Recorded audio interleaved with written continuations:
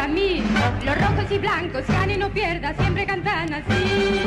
Aupa, upa, aupa, upa, aupa, upa, aupa, upa, aupa, upa, aupa, upa.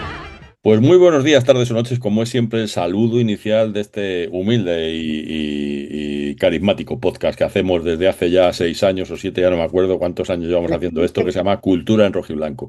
Y como decimos siempre, no es un podcast para hablar del Atleti, que también, porque del Atleti hablamos, sino que es un podcast que habla con gente del Atleti que hace cosas que molan.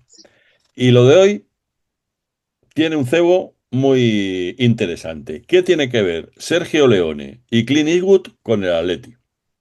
Y os preguntaréis, ¿qué tiene que ver? Pues tiene que ver que hubo un grandísimo actor español llamado Aldo Sambrel, que era del Atleti, amigo de Clint y amigo de Sergio Leone, y uno de los actores que más veces ha salido en los Spaghetti Western de la historia, casi siempre haciendo de villano, es de decir, pero o de secuaz, pero era un tipo impresionante.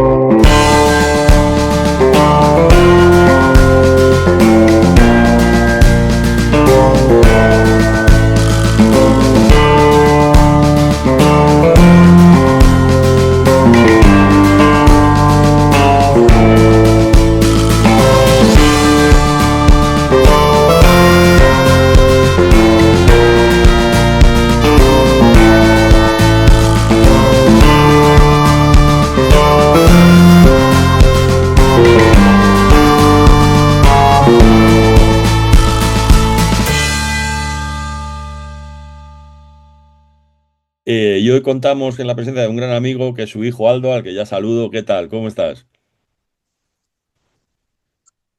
Hola, Hola, Teno, muy buenas. Muy ¿qué bien, tal? muchas Ah, gracias con un por poco de invitarme. retardo. ¿Me escuchas? Sí, sí, perfecto, perfecto. ¿Qué Sí, tal? Que Aldo, que también es del Atleti, por supuesto, músico, cineasta, en fin, ha heredado mucho del talento de su padre y bueno, ahora tenemos un proyecto en común que dentro de unos cuantos meses pues saldrá a la luz y seguro que os va a encantar. Bueno, entonces, ¿qué pasa? Aldo Sambrel, una maravilla, un tipo increíble, actor de un montón de pelis, vallecano y del Atleti, ¿no? Y además fue jugador de fútbol profesional. correcto, Teno, sí. El viejo, pues sí, hizo muchas pelis. Es especialmente recordado por su época del Spaghetti, pero luego trabajó durante toda su carrera. Lo que pasa que fuera de España, casi siempre. Casi todo lo hizo fuera de España. De Vallecas, además ejercía de vallecano. Estuvo exiliado en México unos cuantos años por causas ajenas a la dirección, pero bueno, ya sabemos cómo iban las cosas. Sí. Y allí se hizo futbolista profesional al tiempo que estudiaba arte dramático y allí pues jugó en Puebla, Toluca y Monterrey. Ganó la liga con Monterrey, con los Rayados. Y luego volvió a España, le fichó el Madrid de Di Stéfano y Puskás y Copa y toda esta gente. Ujú. Y lo cedieron al Alcoyano primero un año y luego al Rayo, que fue donde terminó su carrera como futbolista porque ya estaba con su incipiente carrera como actor. Y era del Atleti, hay que decirlo, y yo estoy muy orgulloso que actualmente Vallecas sea del equipo del barrio, del Rayo. Actualmente Vallecas es vallecana, Ujú. pero hasta los años 80, 90, Vallecas era del Atleti, mayoritariamente. Y incluso el Rayo jugaba, coincidía con el Atleti, el Rayo jugaba a las 12 del mediodía todos sus partidos y el Atleti jugaba por la tarde en Y se podían ver Metropolitano, los luego en el dos, Calderón, y el claro. Rayo jugaba en Vallecas. Y el Atleti estuvo jugando en el campo del Rayo, en Vallecas, pues las dos primeras temporadas después de la Guerra Civil Ujú. y luego otra vez entre la 46 y 47, entre que se inauguraba el Metropolitano, jugó un poco en Chamartín y volvió a Vallecas y en los años 20, antes de... Vamos, que la relación del Atleti con Vallecas es grande. Bueno, dice la leyenda también que la franja roja de la camiseta del Rayo se debe en homenaje a la ayuda económica que le prestó el Atleti en tiempos de máxima crisis económica Sí, del Rayo. Eso dicen, no está sí. comprobado del todo porque hay otros dicen que es una cosa de Boca Juniors y No, tal, no, sí, está perdón, de comprobado. River, pero yo creo que es así. No, está comprobado. El Atleti, es que incluso mi padre estaba en los juveniles del Rayo Atleti en esa época, justo antes de irse a México, de tener que irse a México.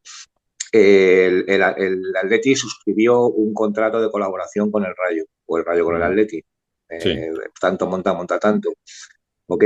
Y la condición que puso el Atleti fue que el Rayo incorporase un motivo rojo a su uniforme. El Rayo iba de Ah, blanco vale. todo con las medias negras y quería que incorporasen un motivo. Entonces el Rayo incorporó un motivo y el motivo que eligió fue la franja de River, porque en esa época el mejor equipo del mundo era la máquina de Claro. River, léase los Tau, la Bruna Pedernera y uno de los mayores jugadores de la historia del fútbol, muy poco conocido, que es el Charro Moreno. O sea, Ujú.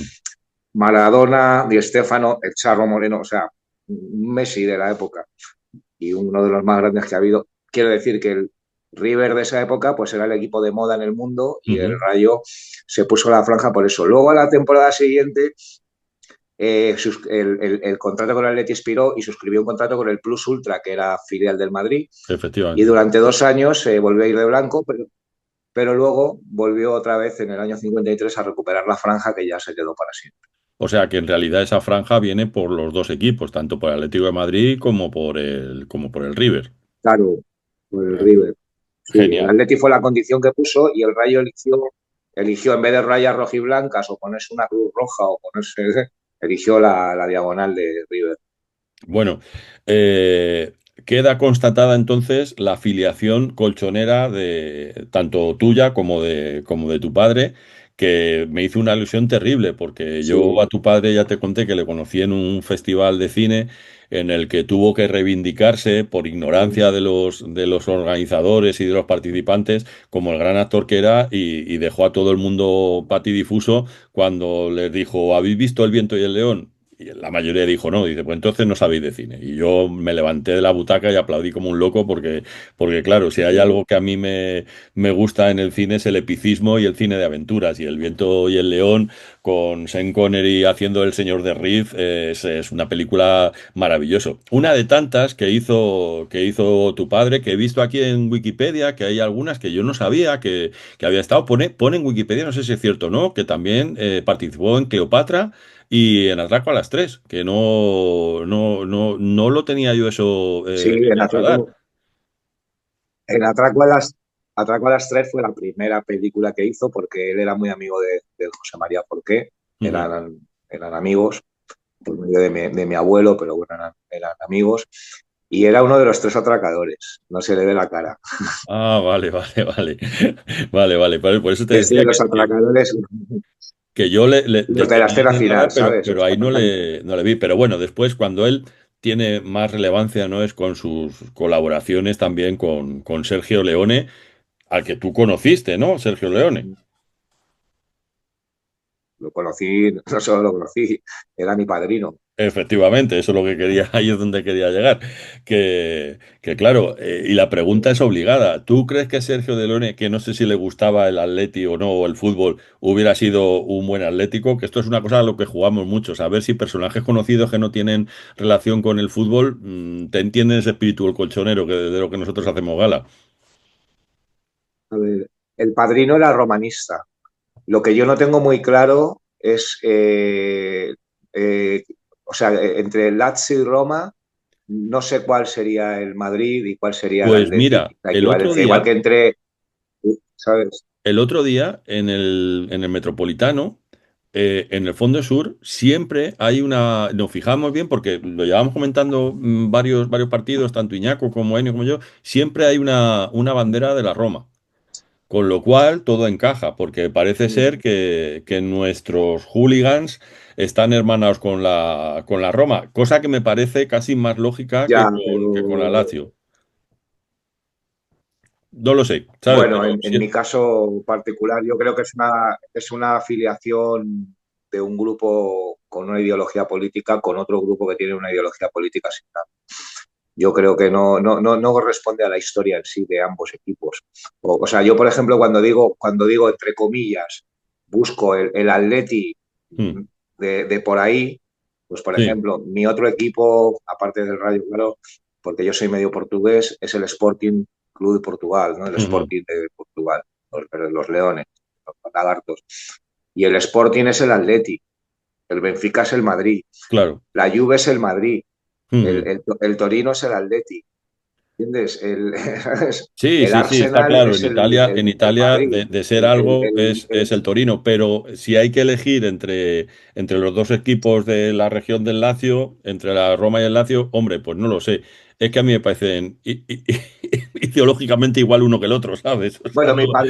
mi padrino era romanista. Mi padrino era romanista, pero tampoco era un gran fanático del fútbol. Le gustaba, veía algún partido, le gustaban las motos más que otra cosa.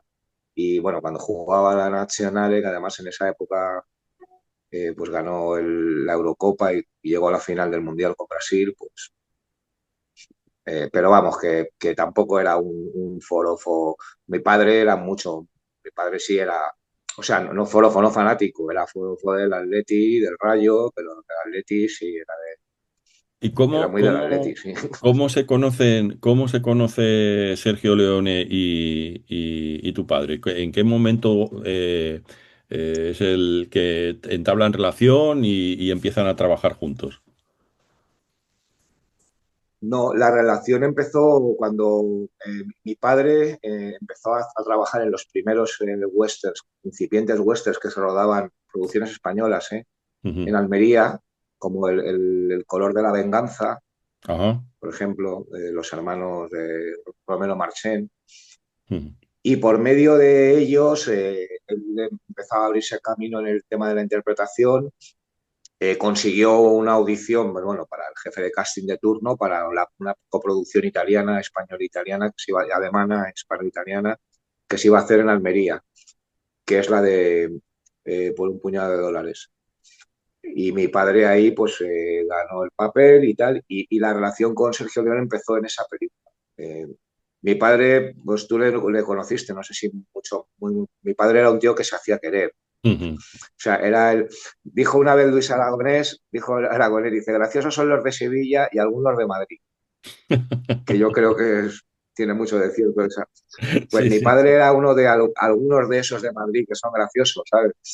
Era un tío muy simpático y muy gracioso y se hacía querer enseguida, ¿no? Entonces no le costaba mucho eh, eh, hacer amigos. Entonces, bueno, ahí empezó su relación con Sergio Leone, que, pues bueno, luego ha sido el único actor que ha trabajado en la tetralogía de Efectivamente, Sergio eso te iba a Leone, contar, incluso porque, también en la de Agachado Maldito. claro, eso es lo que te iba a decir ahora, porque No sé, habitualmente se habla de la trilogía del dólar, pero tú y yo convenimos en que en realidad son cuatro, porque hasta que llegó su hora está dentro también de esa tetralogía, que a mí me parece una película magnífica. Y claro, hizo muy buenas amigas con Sergio Leone hasta el punto de incorporarle ya en casi todos los spaghetti westerns que hizo. A mí ¿sabes? Reconozco que me da un poco de rabia el término spaghetti western porque en algunos casos se ha utilizado como algo despectivo, ¿no? Como si no fueran grandes películas. Y a mí me parece justo lo contrario. Hablábamos el otro día, tú y yo, por teléfono, que quizá es el western más reconocible, mucho más realista que algunos de los westerns que anteriormente y en los 50 los directores americanos habían hecho. Grandísimos directores como John Ford, como Howard Hawks, que para mí son maestros, pero la crudeza y la suciedad del western realmente la tiene Sergio Leone y Corbucci y otros tantos que anduvieron en esa época recreando un western que a mí me encanta, desde luego. a ver, en su época sí que era despectivo, pero yo ahora actualmente creo que Mm, es una marca fantástica. O sea, es como, no lo sé, a los de Boca les llaman bosteros. Al principio era para insultarle, mm, insultarle. Bostero viene de bosta, que es una forma antigua de decir mierda. mm, O sea, los bosteros son los mierderos. ujú. Así les llamaban despectivamente, pero Sí, ellos sí, sí, hicieron sí. suyo nosotros mismos, el Atleti indios, Mm, nos empezaron a llamar indios por los sudamericanos que claro, vinieron en los 70, ¿no? mm, Panadero, sí, Becerra, Venegas, Ayala, Heredia, etcétera, etcétera. Y entonces en el Bernabéu, cuando contraatacaba el Atleti, los del fondo vikingo sur pues mm. hacían Sí, ¿no? sí, Y era sí, un sí, poco sí. como burla, ¿no? Pues ahí Y al vienen los final, indios mira, tenemos hasta y tal. mascota El india. principio era como burla y al final lo hemos hecho nuestro, ¿no? Entonces, Sí, bueno, sí, sí. creo que No, Spaghetti Western está bien, o sea, es una forma ahora, es un brand, no es una marca registrada, es mm, una forma, cuando tú dices Spaghetti Western, ya estás identificando un tipo de cinematografía del oeste, un tipo una manera de enfocar las películas mucho más realista, mucho más cercana a lo que era el western realmente, una violencia exagerada, personajes muy complejos que se mueven entre el bien y entre el bien y el mal, colores muy quemados, muy saturados, casi siempre el escenario suele ser el desierto, donde hay mucho sol, donde hay mucho amarillo. mm. Es un poco, ¿no? Es la marca de la casa y a mí ahora me parece bien. Sí. A mí no me molesta, me No, parece no, a es mí el no me Spaghetti molesta en Western. absoluto, yo lo reivindico, pero es cierto que lo que decíamos antes, que durante mucho tiempo ha sido como una especie de etiqueta para clasificar unas Sí, películas, despectivo. en principio, pues bueno, de un nivel inferior a los clásicos del western. Y yo creo que la tetralogía del dólar está a la altura de las mejores, si no es alguna de las mejores películas de la historia del western, porque hasta que se llegó su hora, que por cierto, hablábamos el otro día también que iba a ser interpretada por Clint Eastwood, pero al final no pudo ser para haber cerrado la historia, ¿no? Al final no pudo ser y fue Charles Sí, Bronson el que se hace con el papel de la armónica. Que en realidad no sé si en las sí. tres películas de Clint Eastwood es el mismo personaje o no. Aunque lo vista igual, no sé si es el mismo personaje que no tiene Es que no nombre en es el ninguna de mismo las tres. personaje. No, es el mismo actor interpretando el mismo perfil de personaje, igual que Ivan Cliff. Es el mismo actor interpretando el mismo perfil Pero de no es el personaje. mismo Pero personaje. no es. Porque hay un debate ahí en No es el internet, mismo. preparando esto, entré en varios foros y tal, y algunos decían que, bueno, que en realidad era el mismo personaje, que no tiene nombre, que va vestido con el poncho, con el sombrero y tal. A mí me parecía que no, yo creo que es el mismo perfil, igual que Lee Van Cleef, después intérprete de la impresionante Sabata, que a mí me vuelve loco con Banjo, que merecería haber sido de Sergio Leone también. Tremendo. A mí es un western magnífico. Y Lee Van Cleef, qué tipo también más increíble. Hace migas entonces Sergio Leone o sea, tu padre con Sergio Leone y Sergio Leone con tu padre, y ya en ese momento le incorpora a la familia, ¿no? A la familia del rodaje. ¿Y qué te contaba de cómo Sí, eran esos rodajes en pero Europa, en ya, Almería? ya ¿Cómo era fuera la del relación con rodaje. Clint Eastwood, todo esto? Pues mira, sí, te tengo algunas. O sea, la relación de mi padre fue más trascendente del rodaje. O sea, él y Sergio se hicieron amigos, se Claro. cayeron bien, se conectaron, más allá del rodaje. Por esto, por lo otro, lo de más allá, pero luego se iban a cenar, o luego se iban a tal. Bueno, todo terminó en que le pidió apadrinar a su hijo y Sergio Leone aceptó. O sea, Ujú. que la relación que se había forjado era muy cercana. A ver, con Clint Eastwood, quien tenía o sea, Clint Eastwood era bastante majo bueno, siempre lo ha sido, la verdad es que no ha sido un hombre desagradable, pero ha sido siempre un tipo bastante reservado, Ujú. por lo menos en esa época. Hay que tener en cuenta que Clint Eastwood es una persona muy especial, es Ujú. un Sí, sí. grandísimo músico de jazz, Pianista, ¿no? y esa era su ambición. Entonces, ¿eh? Pianista, Pianista, digo, ¿no? sí, pianista es muy bueno, sí, que era su ambición, él quería ser músico de jazz. El cine le llegó, la interpretación le llegó tangencialmente, se la tomó tan en serio, pero bueno, lo que quiero decir es que él tenía una sensibilidad especial, ¿no? Entonces, le preocupaba demasiado el mostrar su solvencia como actor, porque él venía encasillado un poco por el papel de Rawhide, de la serie de televisión, Sí. donde hacía, ¿sabes? La que cantan los Blues Brothers. Rolling, rolling, Sí, sí, sí, rolling, látigo, ¿no? rolling in the Sí. rolling. Sí, bueno, sí, la tipo, por hablar de alguna manera. Y él era uno de los protas, ¿no? Pero hacía pues no, un vaquero estereotipado, ¿no? Americano, joven y tal y cual. Y él quería un poco reivindicarse como actor.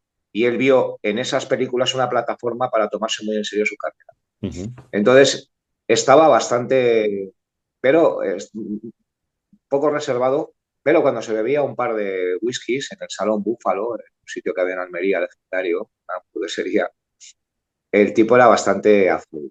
Y, por ejemplo, con quien tenía una relación bastante maja era con mi madre, Ita, Ujú.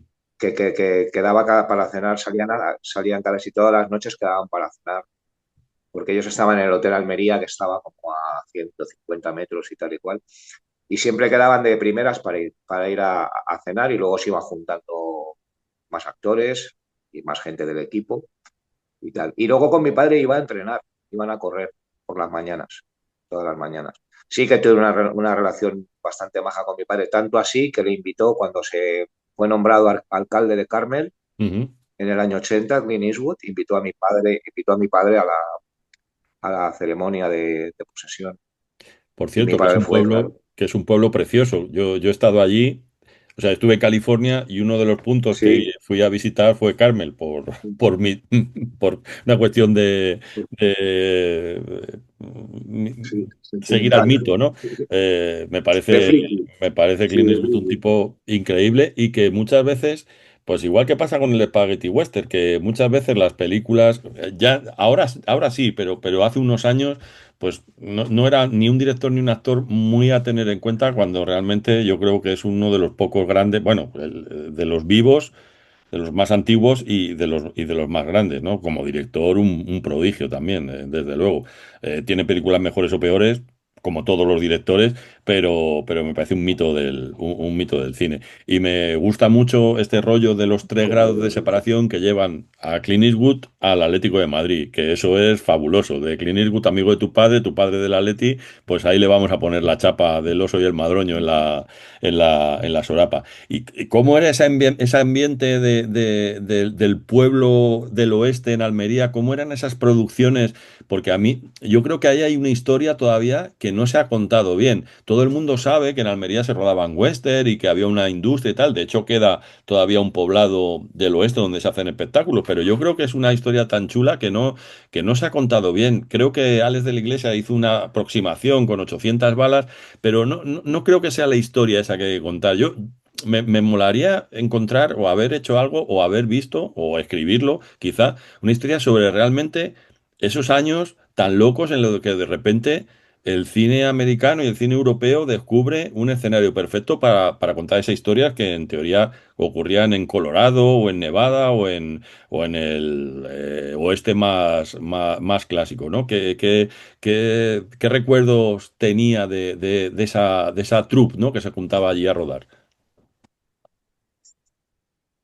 A ver, cuando la época dorada de Mini Hollywood en Almería, yo era un bebé. O sea, yo no había nacido, yo nací en el año 67, nací el año que se rodó El vuelo del Rey y el mal. Ujú. Entonces, yo, yo cuando empecé a ir a los rodajes, yo el primer rodaje que recuerdo de mi padre fue una película que se llamaba Silla de Plata. Ujú. El primer rodaje que yo recuerdo. Ah, no, no, no, miento. Estoy mintiendo como un bellaco. El primer recuerdo que tengo de un rodaje, además que hice yo de extra o de figuración, no me acuerdo qué, fue la peli de El fantástico viaje de Sinbad. Oh, qué bueno, tío. El fantástico viaje de Sinbad, que además me tenía obsesionada esa película Sí, sí, sí. porque por ¿sabes? Por las figuras que se transforman en personas, el centauro, el Sí, sí, sí, sí, grifo, el sí. homúnculo, bueno, o sea, tal. Y ese es el primer rodaje que recuerdo, que me parece, si no recuerdo mal, se rodó en Colmenar Viejo y yo fui con mi padre, pues yo tendría ahí 4 años o 5, es uno de los primeros recuerdos de mi vida. Y me vistieron de Aladino y me tiraron ahí encima del barco y Oh, qué bueno, tío. al mercado ahí a hacer Me la como voy que... a ver, o sea, hoy no porque juega Pero el de la... Atleti, pero Sí, mañana me la pongo, a ver si sí, te identifico, tío. Porque imagino que ahí sí, sí, estarían, sí, sí. vamos, no sé si Harryhausen todavía seguía ahí haciendo los efectos especiales, Sí, como en las otras de Sinbad, no lo sé. bueno, él no estaba... o sea, yo no lo hubiese recordado porque era muy pequeño, pero me consta que él no estaba allí en el rodaje. Eso No, no, no, todo lo no, hizo pero que después a lo mejor en la postproducción o algo Schwarzenegger. igual, lo tengo que mirar porque Sí, no. sí, él estaba ahí y hubo partes que se rodaron en Estados Unidos, que mi padre Ujú. fue para allá y conoció personalmente a Harry Harryhausen. Joder, Sí, macho, sí, qué sí. maravilla, tío, de verdad. O sea, es Entonces te que. digo, pero la primera peli que yo recuerdo con más, que me acuerdo ya bien, que fue además donde empecé a aprender a montar a caballo, también me acuerdo mucho por eso, porque yo de crío montaba un montón a caballo, fue una que se llamaba Silla de Plata, Ujú. con, con Giuliano Gemma de protagonista y mi padre del malo de turno, me acuerdo se llamaba Garrincha, también con el fútbol está Futbolero. todo relacionado mucho. El personaje suyo, el personaje suyo se llamaba Garrincha Qué y bueno. era, bueno, era un personaje similar bueno, el malo, el cabrón. Yo siempre a mi padre le preguntaba cuando venía, voy a hacer una peli, voy a hacer una peli, y yo lo primero que le preguntaba es, ¿te matan? Porque Era mi... posiblemente tu padre ha sido una de las personas que más veces le han matado en la historia del cine, ¿no? Sí, el hombre que murió 100 veces, me parece, que se llama, tiene un libro autobiográfico, no, o sea, un autobiográfico, no, tiene una biografía suya que escribió José Manuel Cueto, no sé si lo Ah, conoces. sí, bueno, no, le conozco, o Es sea, le un he leído, director, vaya, pero no le conozco personalmente. Y ga- a ga- él, el libro tampoco lo es conozco. un, es un, pues te lo voy a enviar, hombre, para cuando nos Vale, veamos, que te guay. debo unos discos y te envío el libro. Entonces, sí, ese libro se llama El hombre que murió 100 veces precisamente por eso, porque murió muchas más de 100, Es pero que, también no murió en otras muchas. Y también hizo sí, muchas películas donde había un personaje amable y bueno. sí, sí, sí, sí, desde luego. Eh, En cualquier caso, lo que está claro es que fue una época irrepetible para el cine en España, no solamente con la aparición de ese pequeño Hollywood en Almería, sino que coincidió también con, entre los 50, los 60 tal, los estudios de la CEA, las producciones de Samuel Bronston, el rodaje de grandes superproducciones como Doctor Civago, como, en fin, un montón de ellas que Eh, se rodaban Orgullo y continuamente en Pasión, España. Y es un tiempo que no desgraciadamente decía pues ya Orgullo y no. Pasión, Es que va con un poco de retardo y yo creo que nos pisamos. sí, ¿Me puede oyes? ser. ¿Me oyes Eh, ahora? sí, no te oigo bien, te decía que otra, sí, te oigo, te Dale, decía dale. que algunas de las películas que también se rodaron fue la de Orgullo y Pasión, Sí. la de Carmen, y también la de 55 días en Pekín, Ujú. Cleopatra, La gata sobre el tejado de zinc. O sea, se grabaron muchas pelis por Yo aquella época. tengo, como yo de pequeño debía ser igual que ahora, medio empanado, cuando pasaba con el coche, porque en mi casa conducía mi madre, un Renault 5 que teníamos. Mi padre no condujo hasta ya siendo muy mayor, ya casi antes de jubilarse. Y entonces cuando pasábamos por la A2, camino de donde fuéramos, siempre decía, estamos pasando por el puente de la CEA, que aquí es donde estaban los estudios de la CEA, ahí en Arturo Soria, la confluencia con Arturo Soria. Y yo, claro, miraba esas paredes de ladrillo que acompañan al paso de la autopista y decía, joder, ¿por dónde entrarían? Pues pensaba que eran ahí, que justo estaban ahí, que había una puertecica que abrías y daba paso a un mundo lleno de decorados y cosas maravillosas y que lo habían quitado pues, porque habría una gente que no le gustaría el cine. Pero me parecía increíble esas cosas que me contaba mi madre, que también fue extra pues ya sabes, estas cosas que pasaban en esos tiempos, ¿no? Que cogían un montón de muchachos y muchachas, los chicos de la mili a las Sí, chicas donde fuera y salió en un par de películas también. Mi tío hizo de Romano en la calle del Imperio Romano, que está rodada también ahí en Moncloa, en la Junta Municipal de Moncloa, otra, haciendo como si fuera el Panteón. sí, sí, sí, Era increíble. Yo, sí, yo sí, sí. creo que es una época del cine que desgraciadamente no vamos a volver a vivir en la grandiosidad de esas películas que ahora lógicamente con los efectos digitales y el CGI se hace todo por ordenador, pero yo creo que tenía mucho, mucho, mucho encanto y las pelis de las que estamos hablando, el Spaghetti Western, las pelis interpretadas por tu padre, que muchas de ellas son películas de ese género de aventuras y tal, me parecen pilares fundamentales sobre la cual se ha edificado después el cine de los años 80 90 y lo que estamos haciendo, ¿no? ¿Por qué crees que quizá tú crees que no ha tenido el reconocimiento, a pesar de que él no solamente hizo pelis como secundario, como actor de reparto porque después él tuvo una productora también y hizo muchas cosas y apostó por gente. ¿No crees que es una figura un poco olvidada, ¿no? De alguna manera, o no olvidada, sino que no ha tenido el reconocimiento que ha podido tener otros, como por ejemplo Jacinto Molina, Paul Nachi o alguno de estos históricos del cine del fantástico, ¿no? De la aventura en España. Él Sí, tenía, es fantástico. él tenía Sí, esa sensación de que no se le había hecho justicia. no en vida porque no paraba de trabajar. Entonces, Claro, y muchos que tenían más nombre tenían más problemas para trabajar, porque mi padre hablaba un montón de idiomas. O sea, hablaba italiano casi bilingüe, de hecho, como un romano. Me acuerdo una anécdota de la Almería, precisamente de unas chicas italianas que me decían, es que tu padre parece romano, o sea, es que no, si no nos dice que es español, no. ¿Sabes? Y hablaba inglés perfectamente también. Estuvimos en Estados Unidos unos años, yo también estuve allí, crecí unos años allí en Estados Unidos. Y hablaba francés muy bien y hablaba portugués bastante, o sea, mi padre hablaba idiomas y eso le dio la salida en montones de producciones. Entonces, él no se sentía así. Luego también, él era un tío muy de su casa, de sus amigos, de su familia, de sus hermanos, y pero no por nada, no porque estuviese en contra ni nada, sino que entre irse a un estreno ya, e irse a cenar un cochinillo, se iba a cenar un cochinillo, claro. ¿sabes? Mm. Entre ir a una entrega de premios y ver al Atleti, se prefería ver al Atleti, ¿sabes? Luego era un tipo que era muy dado de hacerse, se hacía, o sea, con todas o sea, te digo, por mi casa han pasado la gente que ha pasado, y te digo, flipa, o sea, vamos, ahora te diré, pero que él tenía, o sea, tuvo amistad con muchos actores, muchos compañeros y compañeras de trabajo, pero con quien también hacía mucha amistad era con los técnicos, Claro. con los cámaras. Así conocí a Cerezo, cuando Cerezo era ayudante de cámara, Sí, sí, ¿sabes? O sí, sea, efectivamente. Efectivamente. así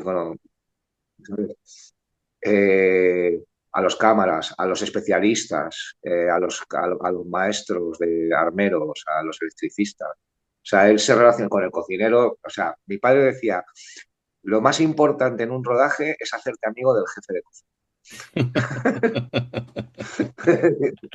Eso es fundamental, ¿no? Y a partir de Sí, ahí sí, todo sí, sí. O encaminado. sea, al primero que tienes que... Y a partir de ahí está todo va estrecho, ¿no? Decía. O sea que, entonces, nunca tuvo esa sensación de lo que es la fama por el nombre, porque la realidad es que no paró de trabajar hasta que se retiró en 2005. Su último papel fue un episodio del Comisario Ujú. y, y que hacía del malo el malo bueno, un malo que luego se volvía bueno y le matan, por supuesto.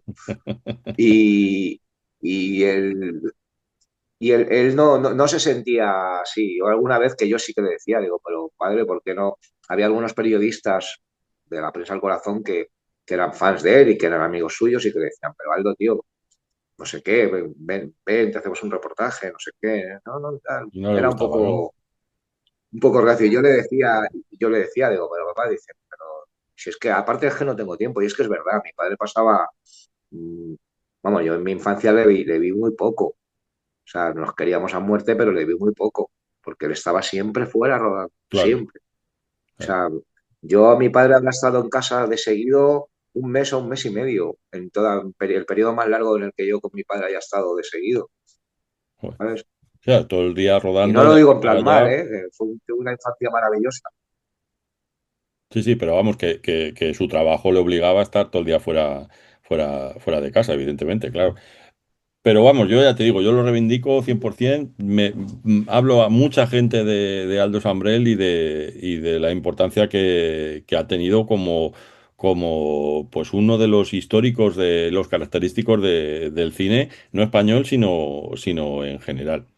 Al otro día hablábamos también, cuando te propuse hacer Mm. esto, de cuál era, a tu juicio y modo de entender, el mejor western de Leone. Y yo creo que coincidamos los dos que es Hasta que llegó su hora, ¿no? Quizá es el más rotundo, eso es lo que me decías. Quizá es el que más te gusta. A mí me parece el mejor western de la historia, para mí. Y he visto devorado cine del oeste. Y todo esto, dicho, como te comentábamos otro día, con todo el respeto y todo el cariño y el amor por cientos de películas del oeste que son maravillosas. No vamos a poner aquí a citar títulos porque no acabamos de Mm, pelis increíbles, ¿no? Pero sí. yo creo que para mí es la mejor película del género. Y para mí también creo que está entre el, no sé, yo es que eso de los top rankings, pero si hubiese que mandar una nave extraterrestre con las películas que representan la cultura humana, las mejores películas, yo creo que The Once Upon a Time in the West, o Hasta que llegó su hora, como la Mm. titular aquí en España, debería estar ya sin... Pero como western creo que para mí esa es la mejor, sin duda, Yo creo que la sin duda. secuencia inicial, la del tren, es un prodigio de dirección. Me parece que tanto esto como el resto de las anteriores películas de la tetralogía del dólar no es que invente un género cinematográfico, es que lo que hizo Leone después ha influido muchísimo en la manera de dirigir de directores que son ahora figuras indiscutibles del panorama cinematográfico. Y eso se lo debemos a Leone porque hasta entonces no había habido esos encuadres, ese montaje, ese sentido del ritmo interno del plano que a mí me parece fundamental. O sea, me parece que es algo, yo siempre, cuando doy Y el alguna uso de la... charla o algún curso de cine, les digo que se fijen mucho en eso, ¿no? En el sentido del ritmo interno del plano, cómo se mueven los personajes, cuál es la duración de cada secuencia, porque me parece que le da una vuelta entera al cine clásico, lo reinventa y de ahí beben, bueno, evidentemente Tarantino, un montón de gente que después ha hecho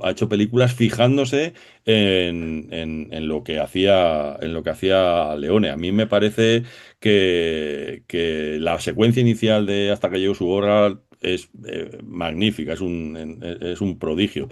Por no hablar de, bueno, pues de el duelo del bueno y el feo y el malo al final en el cementerio en San Creek, que me parece también pues una cosa tan icónica que, claro, entra por sí solo en la historia del cine y que yo empleo mucho con mis alumnos para enseñarles cómo es una planificación de una secuencia y los diferentes tipos de plano, picado contra picado, movimientos de cámara, porque al final, en ese trozo final está todo, ¿no? Me parece maravilloso y de una limpieza visual, lo que tú decías, ¿no?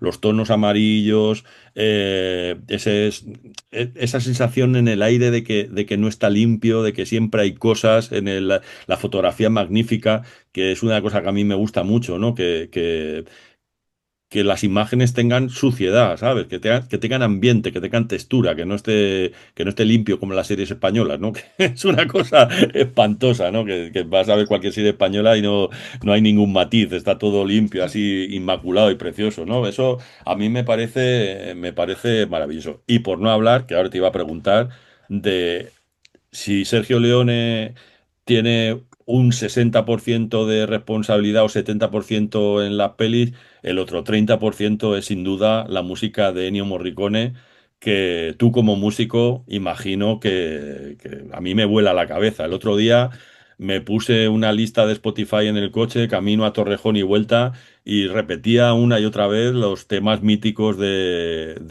la trilogía del dólar, porque es que a mí me parece de un hallazgo inconmensurable lo que hace Ennio Morricone en estas pelis. Tú como músico y bueno que eres, doy fe, ¿qué opinión te merece este hallazgo compositivo que ilustra también y que va también con las imágenes de Sergio? Pues eso justamente cuando estabas diciendo todas las características de los rodajes de Mi Padrino, de sus películas, te iba a añadir, y todo eso acompañado con un sentido de la música forma parte totalmente orgánica de la película. No se podría entender el cine de Sergio Leone sin Morricone. No, o sea, es totalmente, ya te digo, es algo orgánico, es algo que está integrado, forma parte de la esencia de sus películas. Entonces, aparte, bueno, si me preguntas por Ennio Morricone como músico, bueno, Ennio Morricone es una de las personas a las que yo que he tenido el gran gusto de conocer y cenar con él en casa, además más de una vez, en casa de mis padres, y que era muy amigo de mi padre, tenían una muy buena amistad. Y como músico, pues uno de los grandes genios. En realidad, que es que poco más puedo añadir, de redundar en lo que ya se ha escrito, cientos y cientos y miles de páginas sobre él. Pero, y personalmente, ¿qué tal? ¿Un tipo encantador o qué? Sí, por lo menos, yo le he conocido cenando en casa 2 veces. Él estuvo otra vez más, que yo no estuve, pero 2 veces. Porque cuando yo me fui de casa muy pronto, pero mi padre cuando venía alguien me decía, vente a cenar, que va a venir este, que va a venir la otra, que va a venir más allá, vente a cenar y tal y cual. También un poco pues para que me dejasen ver. Claro. Mi padre estaba empeñado en que fuese actor. Hice algunas pelis, pero me tiraba la música más. Igual que el fútbol, también se me daba bien jugar al fútbol, pero era, O sea, que en era ti demasiado golfo ha para la perdido, disciplina. por culpa de la noche, se ha perdido un buen jugador de fútbol Atlético de Madrid en ti. Ojalá. No lo sé, no lo sé. Hay mucha gente muy buena que no llega, lo sabes. El 90% de la gente no llega y hay gente que se queda y es muy buena. Pero no se me daba bastante bien, la verdad. Bastante bien, sí. Se me daba muy bien. O sea, tenía y todavía tengo toque y tal, que ya no tengo velocidad. Ahora ya no regateo ni a una banqueta, pero en mi época, pues sí, era un jugón. ¿Sabes a quién me parecía? Te lo he dicho, lo digo así, además lo digo como crítica, porque a veces me desesperaba. O sea, y salvando mucho de las distancias, me parecía De Paul. Hostia, claro. O sea, era ese tipo de jugador. Ya, ya, ya. Era ese tipo de jugador. A veces desesperante, a veces lento y desesperante y tal, pero que tenía muy buen toque. Y también por lo de ¿Sabes? salir Muy por buen la toque. noche, claro. Y también Claro. Es que lo has definido perfectamente, tío. apúntate una. Claro, tío, efectivamente. Pero No, vamos, todo esto dicho salvando las distancias gigantescamente. A ver, era un chaval que jugaba al fútbol en el barrio, en la calle. sí, sí, ¿Sabes? sí, O sí. sea, Sí, pero se pero ve, en que, la que calle sí, que también se tenía ese. ve a los potreros, como dicen en Argentina, ¿no? Efectivamente. Bueno, por Sí, cerrar, hombre, a ver, sí, no, no, perdona, digo. no, no, que te decía que por cerrar el capítulo de Morricone, para los que no tengan más interés, hay un Sí, documental precioso sobre la vida de Morricone en el que cuenta perfectamente cómo va creando la música de las películas de Leone, cómo meten por un puñado de dólares, mete el sonido de un trocito de una composición de Bach y lo hace suyo, cómo después se le ocurre que le pide que vuelva otra vez a meter música en la película y se le ocurre el aullido del coyote en La muerte de un precio. Es increíble ver cómo va desarrollando esas ideas. Yo lo recomiendo a todo el mundo porque es maravilloso. Bueno, y juntándolo con la música, Aldo es para mí uno de los mejores compositores de soul que existen en nuestro país. Él tiene un grupo que ahora va a volver, que se llama The Lucils, con canciones increíbles. Hay una preciosa que a mí me llega al corazón que se llama Soulless Town, que es mi preferida de todo su repertorio.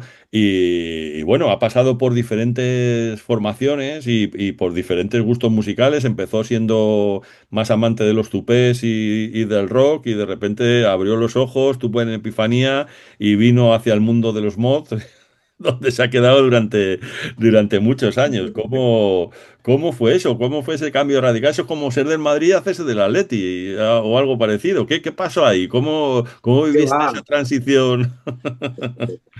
¿Qué va, Tenu? Piénsalo bien, mira, piénsalo bien. Hay una franja te doy dos anécdotas. O sea, hay una franja musical que Por compartimos supuesto, rockers y por mods, supuesto. que es entre el año 60 y 63. O sea, todos los grupos de chicas, el rhythm and blues, toda esa música es una música, sobre todo el rhythm and blues. Jackie Wilson es de ¿Sabes? los El dos. rhythm and blues es muy compartida. Mira, hay un libro, ahora no recuerdo el título, un libro sobre la historia de los mods en España.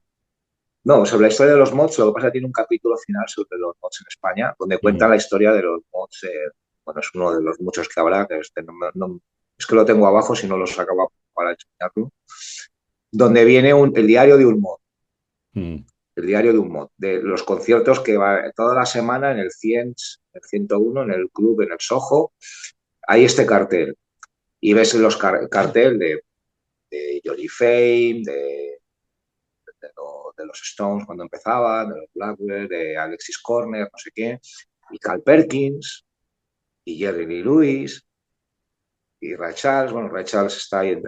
O sea, quiere decir que ellos venían, los rock and rolleros americanos, y también les molaba, ¿sabes? O sea, yo creo que el rollo de los rockers y los mods en los 60 fue un rollo más azuzado por la prensa, Por porque lo que supuesto. empezó, a ver, la historia fue accidental. Los rockers y los mods habían vivido ignorándose porque además coexistían, o sea, existían en ecosistemas completamente diferentes. Los rockers eran más bien de los barrios obreros, de los suburbios, estaban Mm. más en sus rollos de las motos ¿entiendes? Y los clubs de los town clubs donde hacían con sus motos y con sus Norton y con sus Triumph y tal y cual. Y los mods estaban en el centro, a la moda, a lo último, iban al Soho, ¿entiendes? O sea, no coexistían. Y el verano ese de Margate, Brighton, etcétera, de todas estas peleas, la movida fue que los mods, que iban superpuestísimos de pirulas hasta las orejas y exaltados, la liaron en una tienda, no sé si era una tienda de ultramarinos o no me acuerdo si era un bar, creo que era una tienda de ultramarinos familiar, y resultaba que el hijo del de la Mm. tienda que estaba ahí atendiendo era rocker, ¿sabes? Y entonces, y eso fue el detonante. Este llamó a sus colegas, oye, ¿qué tal? Y vinieron los rockers, los colegas de este, y se juntaron más, y boom, y ahí se montó la que se montó. Y Y todo ahí eso la la prensa lo prensa, aireó, y ahí claro. vino un poco el rollo. Pero, a ver, musicalmente tiene todo el sentido del mundo. O sea, Sí, sí, sí. uno empieza y descubre yo. Para mí lo primero, y que lo sigue siendo lo más sagrado del mundo, son los Beatles y Elvis.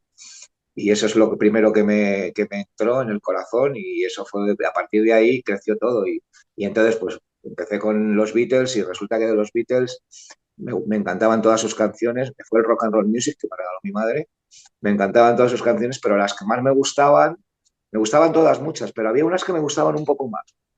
Y resulta que las que me gustaban un poco más no estaban firmadas por Lennon McCartney, estaban firmadas por un tal Berry, Ujú. ¿sabes? Por un tal Perkins, por un tal Pennyman, Mm. ¿sabes? Y ya me enteré, por un tal Williams, ya me enteré que ese tal Williams era Larry Williams, que ese tal Berry era Chuck Berry, que ese tal Perkins era Cal Perkins, que ese tal Alexander era, ¿sabes? O sea, que todos eran, y que ese tal Pennyman era Richard Pennyman, Little Richard Pennyman. Mm.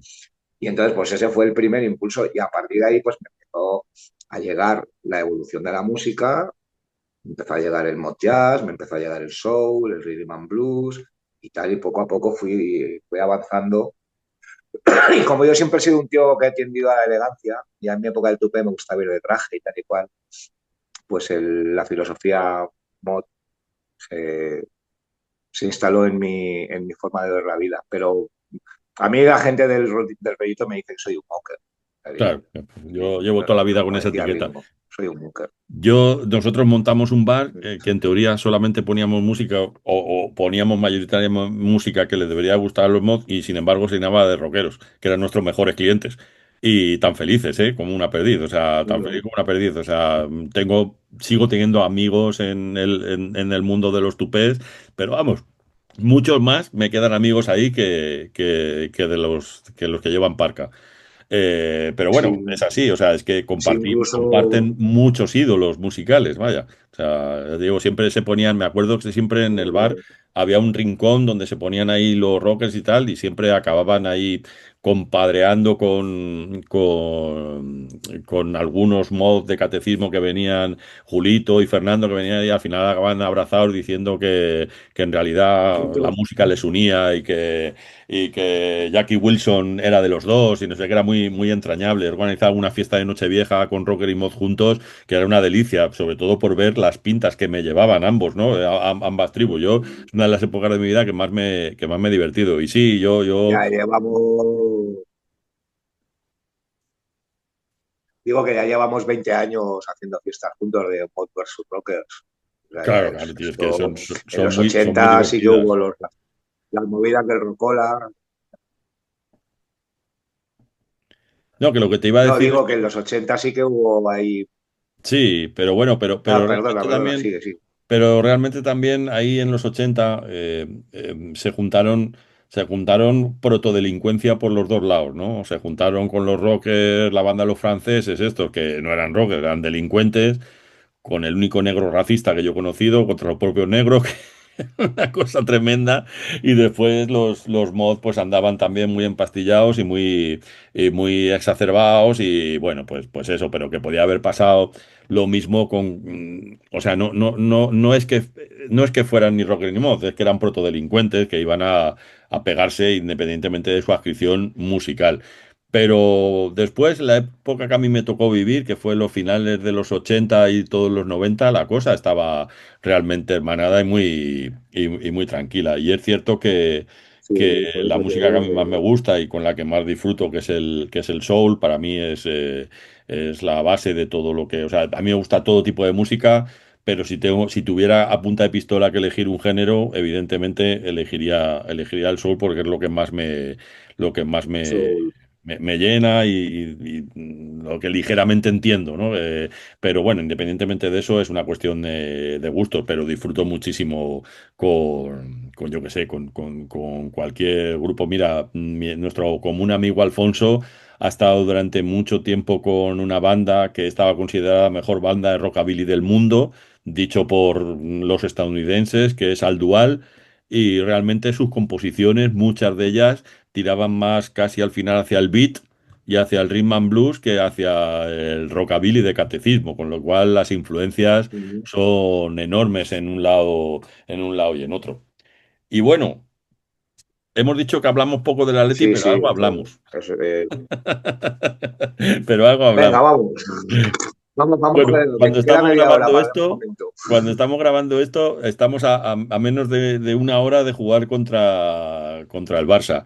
Tú que este rollo en las redes sociales de esta especie de división entre cholistas y anticholistas y el equipo para arriba, el equipo para abajo, tú no te voy a decir que te posiciones porque es una gilipollez, porque yo soy el primero que dice que eso es una estupidez y que al equipo hay que criticarle cuando juega mal, como se ha hecho toda la vida, y hay que dar palmas y alegrarnos cuando juega muy bien. Pero ¿qué sensaciones te da este Atleti con todos estos jugadores que han venido nuevos hasta dónde crees que podemos llegar? ¿Hasta dónde crees que se le puede exprimir a esta plantilla? A ver, eh, te contesto primero a lo del cholista o no cholista. Me posiciono. Yo soy del Atleti. Eso es, Entonces, eso es lo que soy, del Atleti. Y como soy del Atleti, quiero todo lo mejor para los que están efectivamente. en el Atleti. Jugadores, cuerpo técnico, directivos. Entonces, siempre hemos remado en una misma dirección. Creo que el enfrentamiento actual tiene mucho que ver con los tiempos actuales, no con el Atleti, sino que ahora mismo el posicionarte en los grises es una aventura, es un deporte de alto riesgo. Sí, ya lo Parece que creo. te tienes que posicionar. O eres rojo o eres facha. O eres cholista o eres anticholo. Y no es así, el mundo está lleno de matices, o eres bueno o eres malo, ¿no? O sea, Mm, el mundo está lleno de grises. De hecho, una de las canciones que hemos compuesto para el proyecto se llama así, mm, Grace, Grises, va de un poco de eso.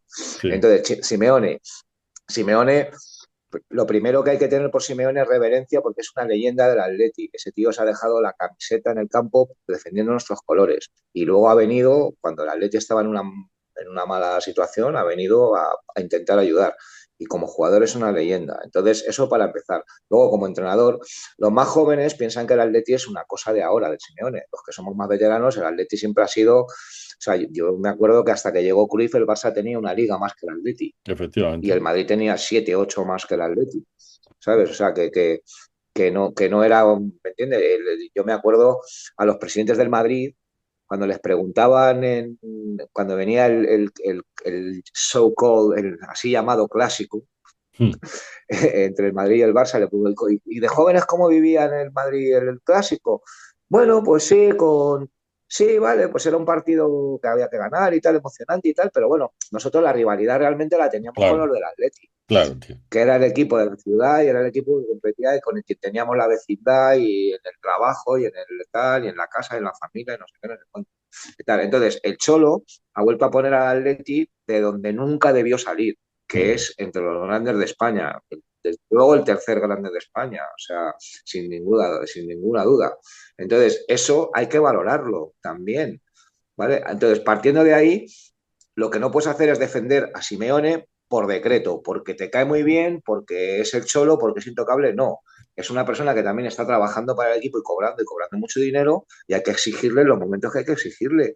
Y yo ha habido momentos después de la final de Milán que sí, que yo lo quería ahorcar de los pulgares. Mm. O después de la eliminatoria de la Juve, yo de verdad que en ese momento si me lo ponen delante le muerdo la nuez. Sí, sí, sí, sí, sí, sí, sí. O muchos partidos con el Barça, que en el primer tiempo nos los hemos comido con patatas, que gol de Saúl, gol de Legal, no sé qué, y en el segundo tiempo le hemos dado la pelota a que Messi nos remonte el partido, porque es Mm. que le estás diciendo a Messi, toma, chaval, al mejor Claro. jugador del mundo, le das la pelota y le dices, toma, remontame el partido. Eso a mí en esos momentos yo al Cholo lo quería asesinar. Luego ha tenido otros momentos muy buenos. Y yo creo que tiene momentos más lúcidos que errores. Sí. Y Más yo creo que luces el que sombras. Atleti este año, este año creo que tiene una de las mejores plantillas de su historia, creo que tiene una de las mejores plantillas de España, yo creo que tiene mejor plantilla que el Madrid, realmente, o sea, porque el Madrid, quítame a Ficticius y a Kiki y, y quítame a Rodrigo, que ahora mismo no hace nada, y dime tú algún otro superclase que tenga el Madrid que, no sé, dime alguno, así porque Bellingham es un jugador como Beckham, sobrevaloradísimo. Mm. Es un buen jugador, pero no es ningún crack. Y cada vez se le están viendo más las Eso es. costuras. ¿Me Mm. entiendes? Entonces, el Atleti creo que tiene un equipazo, creo que tiene una plantilla. Creo que los primeros partidos que han sido tropiezos, como en Cornellá o en Mallorca o con el Elche, yo creo que fueron más accidentes, porque el Atleti proponía, iba ganando, como momentos puntuales, un penalti fallado, un poste que expulsan al Lenglet por enésima vez, y entonces el partido se te va de las manos, pero estaba dando buenas sensaciones. El partido contra el Liverpool, pues le remontó un 2-0 y ganaron con la heroica, Mm. ¿sabes? El partido con el Arsenal fueron 10 minutos inexplicables, Mm. porque el Atleti hasta el 1-0 había jugado de tú al Arsenal. O sea, no fue un paseo del Arsenal. O sea, el resultado ese no reflejó lo que fue el partido. Y así bien, lo veo venir y veo que ahora mismo es un equipo bastante más sólido que el resto, lo cual no quiere decir que atrás tengamos un serio problema. En la parte de atrás tenemos un Mm. serio problema, sobre todo en el lateral izquierdo y ahora en Mm. el derecho que no está Llorente a ver cubrir, pero tenemos un problema y cuando nos viene el Lamine de turno, pues por ahí hace 17.000 rotos. Y Claro. el Barça es un equipazo. El Barça, yo creo que depende mucho de la actitud del Atleti. Si el Atleti le entrega la pelota al Barça, como siempre, hay muchas probabilidades de que palmemos. Claro. Si el Atleti juega a lo que tiene que jugar, que es a no tenerle miedo al Barça e ir a por ellos, creo que el Atleti puede sacar algo positivo hoy. Y en cuanto a la temporada entera, creo que el Atleti puede luchar la liga perfectamente, porque tampoco ni el Madrid ni el Barcelona están para tirar cohetes. Y en Europa es que no solo el Atleti, es que la liga inglesa está ahora mismo inalcanzable para los Mm. equipos españoles. Totalmente de acuerdo, sí, A sí. nivel, los mejores jugadores están allí y físicamente son superiores. Son aviones. y hay muchos jugadores españoles y técnicos españoles, pero creo que va a ser muy difícil. Pero si hay un equipo que puede competirle a los ingleses y ponerles, yo creo que a cualquier equipo inglés le da más miedo, entre comillas, en las eliminatorias jugar contra el Atleti que Sí. jugar contra el Barça o contra el Madrid. Sobre todo en una eliminatoria doble partido, de ida y Y eso es vuelta, todo lo que tengo que cuidado. decir. eh, Cuidado con eso. Pues, ves, ya hemos cumplido la cuota de hablar del Atleti y del podcast. Todo bien, ya puede seguir llamándose cultura en rojiblanco. Esto es perfecto. Bueno, Aldo, pues, tío, por terminar, comentábamos también que hay otros ilustres personajes de la vida cultural y social madrileña que también son o fueron colchoneros, por lo menos durante un tiempo. Me decía Julio Ruiz el otro día que él tuvo de compañero de prácticamente de asiento al siempre recordado Joaquín Luqui, que fue otro tipo que tú también conociste, ¿no? Sí, mucho. Conocí mucho a Joaquín Luqui. He pasado muchas noches viejas junto con mis padres con él y unos personajes que en su vida fueron bastante conocidos, que eran el Paco Porras, Tony Genil, el Leonardo Dantes. Pero ¿qué relación tenía Joaquín Luqui Sí, con esa gente? a ver, había un director de teatro que luego escribía, colaboraba en prensa, que se llamaba Justo Pastor, Ajá, que hacía también trabajos de dirección de arte en películas. Mi padre le conoció en el cine, como te digo, mi padre se hacía amigo de todo el de mundo. las, no solamente de los actores de su Grey, sino también de la gente del equipo y tal. Entonces el tío Justo le llamamos, pues era muy amigo, y tenía su casa muy cerca de la oficina de mis padres. Entonces hubo una época en que íbamos a comer casi todos los días a casa de Justo. Y en casa de Justo, justo por otro lado, eran un círculo de amigos en el que estaba Joaquín Luqui, Paco Porras, cuando todavía no eran conocidos, no era famoso, Leonardo Dantes y Tony Genial. A ver, Leonardo Dantes ha sido conocido como friki Era personaje del un colorín compositor de toda la después, vida. pero Leonardo Dantes, claro, y ha compuesto la mitad de los éxitos de los chunguitos y la otra mitad de los, ¿sabes? De Azúcar Moreno, o sea, quiero decir que es un compositor y tal. Y el Tony Genil, en los años 70, pues tuvo un hit, una copla que se llamaba España cuánto te quiero, tuvo ahí su número uno y tal y de igual, o sea que bueno, eran unos personajes ya folclóricos y ya también un poco de catálogo, ¿no? De culto, pero estaban ahí en la casa, entonces, bueno, pues de ir ahí, pues también, pues el Lucky era un tío muy majo, la verdad, era un tío muy majo. Muy reservado también, pero era un tío muy majo. Y a mí, por ejemplo, yo tenía una relación con él de puta madre porque él viajaba mogollón a temas musicales a Estados Unidos y siempre le regalaban 100.000 libros, ¿sabes? Y había mucho, y me regalaba a mí mogollón de libros. Muchos de los libros que tengo me los ha regalado Lucky, de historia del rock and roll, todos los hit parade, todos los número unos de Billboard de 1951, desde que existe el Billboard hasta el año, no sé, 93 o 94, cuando me regaló el libro. Tengo un mogollón de libros, de la biografía de Roy Orbison. O sea, no sé, tengo como 14 o 15 libros que me regaló Lucky.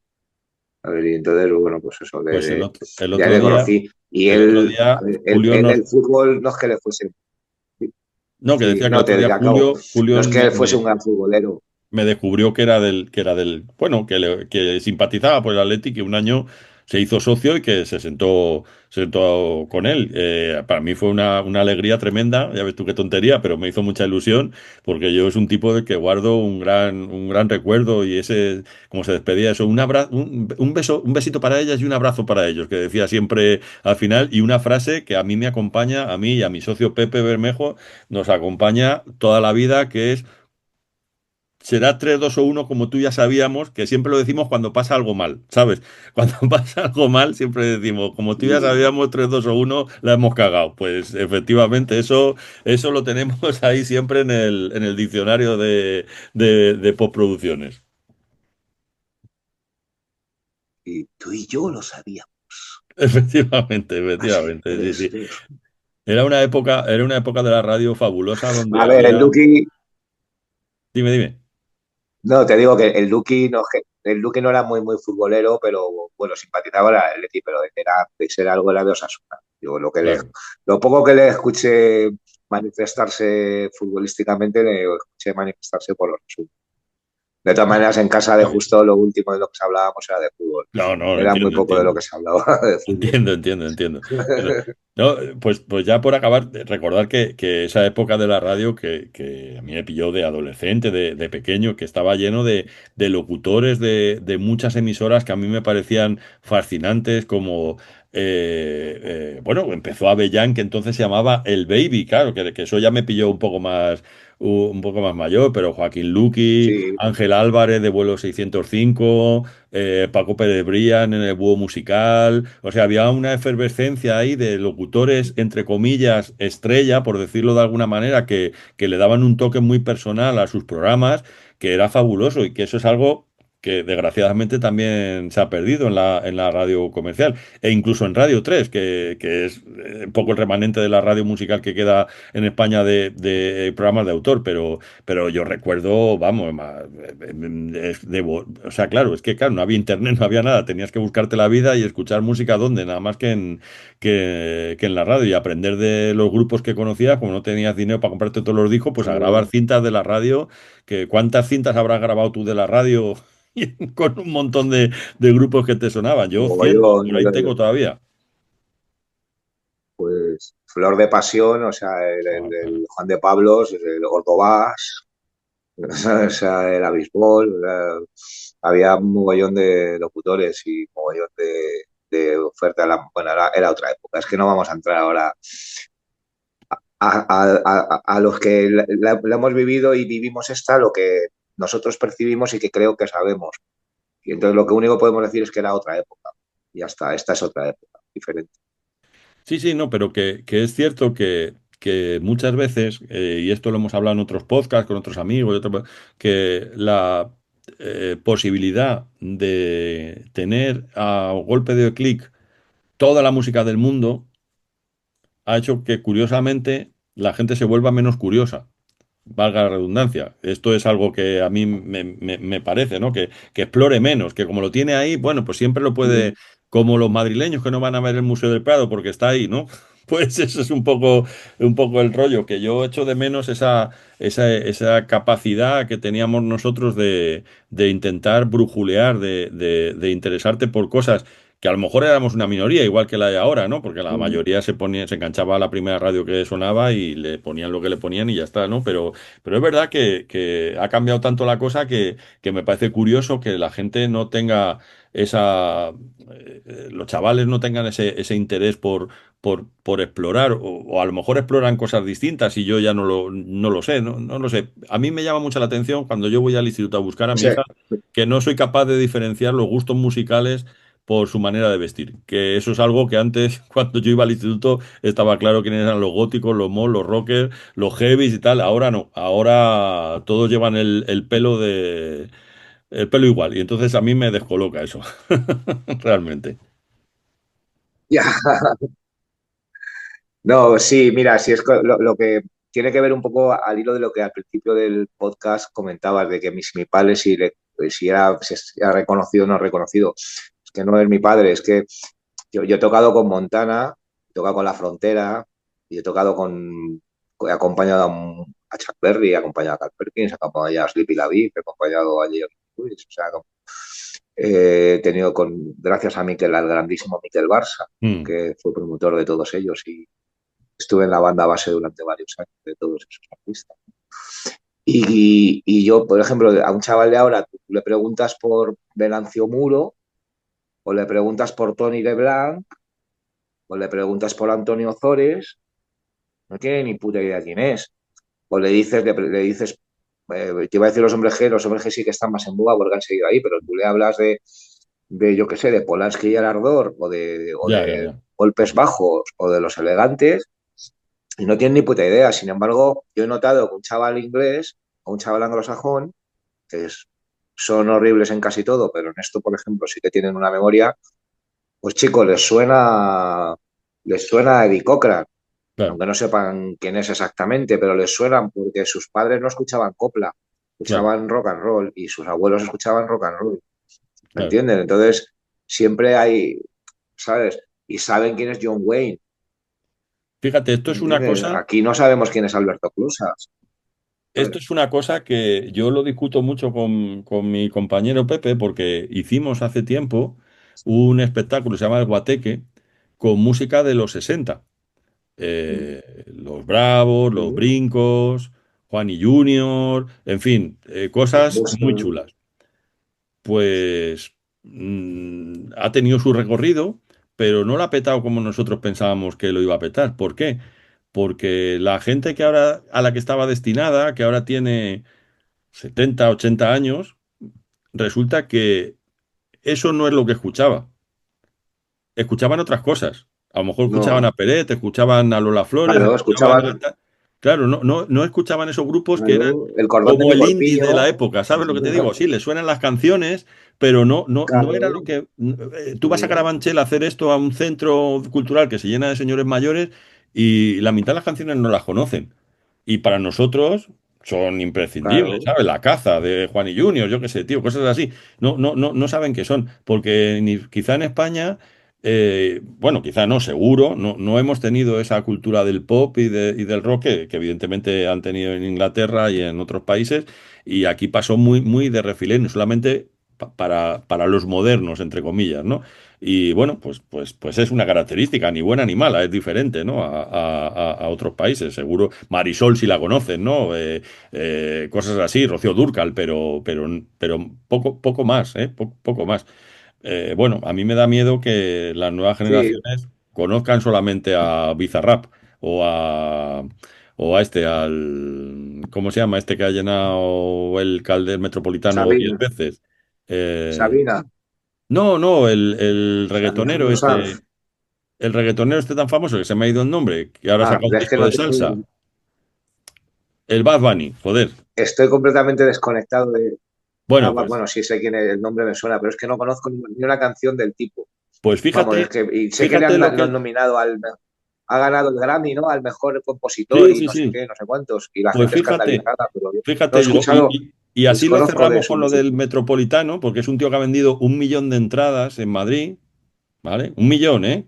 ¿Sabes? En toda España. Eh, el tío se ha hecho no es nada tonto y además es buen actor, porque ha salido varias veces en Saturday Night Live interpretando papeles y es muy gracioso y tiene carisma el tío.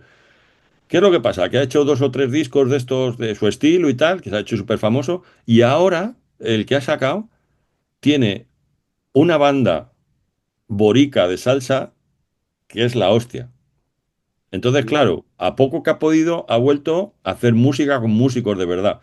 Y claro, tío, suena como un cañón, ¿sabes? Suena como un cañón, porque claro, Pues le pondré atención, Tetelo, porque a mí me encanta la salsa y y el a mí, trompeteo y el cubaneo y el puertorriqueño, me hombre, encanta. desde O sea, luego, el bugalú, la salsa, hombre, el eso es calipso, muy el grande, mambo, toda la música del Caribe me gusta. Y muy grande, tío. por supuesto el reggae, rocksteady, ska, pero ya en el ámbito hispanófono, pues me encanta el bugalú, la salsa.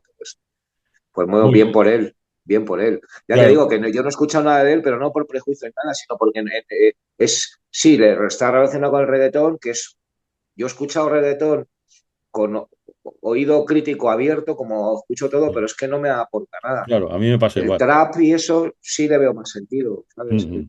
Al trap y esto, por lo menos el trap, o por lo que yo he escuchado en su momento, sí que intenta contar cosas de la vida cotidiana, de Mm, los problemas cotidianos, no es todo perrea, mm. y que tú tienes la Sí, boca sí, sí. grande y yo qué sé, ¿entiendes? Sí, O sí, sea, sí, sí. también, y bueno, a ver, a nosotros nos suena tal, pero yo me imagino que cuando salió el Little Richard pegando gritos, Claro, los sería padres lo igual. flipaban, pero Claro, luego pero luego a esos padres, a esos chicos que les gustaba Little Richard, cuando luego el Jimi Hendrix quemaba la guitarra en tal, eso claro, les parecería un sacrilegio. claro, Y a claro. los que escuchaban a los Doors y tal, cuando llegaban los Sex Pistols, ¿sabes? Dirían, pero esta mierda que es, Sí, anda, la sí, sí, música de sí, mis sí. tiempos sí que era la buena. Y así Efectivamente. sucesivamente. Y Entonces, así por eso hasta tampoco ahora. me atrevo a juzgar muy rotundamente, decir es una mierda, no es una mierda. No, Es no, la no. música A de ahora, mí que a es que no me nosotros, llega y pues ya no está. nos llega. claro, ya está. Bueno, Aldo, tío, Ahora, pues pero vamos a no me dejarlo atrevo a que decir empiece la siempre lo Leti. peor. Que digo que vamos a dejarlo que empiece la Venga, Leti. sí, Habrá que que quedan 10 verlo. minutos. Claro que sí. Un Habrá que auténtico verlo, placer. mucho Me ha tiempo. encantado esta charla contigo, recordar a tu padre, recordar que nos contaras esas vivencias que él tuvo con Clint Eastwood, con Sergio Leone, con Ennio Morricone. Me siento muy, muy celoso de la gente que has conocido en esas reuniones familiares. Hubiera dado un dedo meñique o los dedos meñiques por estar ahí al lado de Ennio Morricone y darle un abrazo y un beso, porque yo soy así. Así que nada, pero qué grande haber tenido la oportunidad de estar al lado de esos enormes genios. Y ya te digo, lo de tu padre, yo insisto, me parece un actor a reivindicar, un artista del cine, una figura muy importante dentro del cine en España y fuera de España, que siempre que puedo intento hablar con él, hacer proselitismo e intentar que, como él decía, si no has visto El viento y el león, es que no sabes de cine. Esa magnífica frase que a mí me llegó al corazón y de verdad que es así, que si no has visto a esa película de John Milius y al señor del Riff cabalgar con su caballo blanco por las arenas del desierto, pues míratelo, porque te hace falta. Así que nada. Bueno, Aldo, un placer. Seguimos hablando y con nuestras cositas, que dentro de Igualmente, poco tendremos que vernos personalmente para venga, cerrarlas. Así que nada. Muchas gracias, tío. Un abrazo muy venga, grande. Chao, chao. un abrazo, y a un paletti. Au paletti.